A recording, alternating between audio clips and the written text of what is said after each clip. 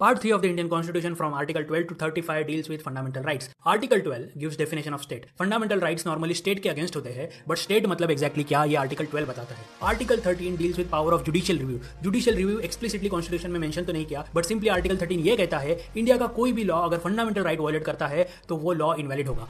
Article 14 to 18 deals with right to equality, which contains provisions like equality before law, equal protection of law, reservation, right against untouchability, abolition of titles, etc. Article 19 to 22 deals with right to freedom. यहाँ you have right to freedom of speech and expression, right against detention, right to life, etc. Article 23-24 deals with right against exploitation, such as begari, child labor, etc. Article 25 to 28 deals with right to freedom of religion, like some personal worshipping rights and certain community rights. Article 29-30 deals with cultural and educational rights of minorities. Article 31 is repealed; it dealt with right to property. Article 32 is about right to constitutional remedies. This is the very heart and soul of the fundamental rights. If your fundamental rights are violated, you can directly go to Supreme Court or High Court, as Article 32 कहता है. So this is the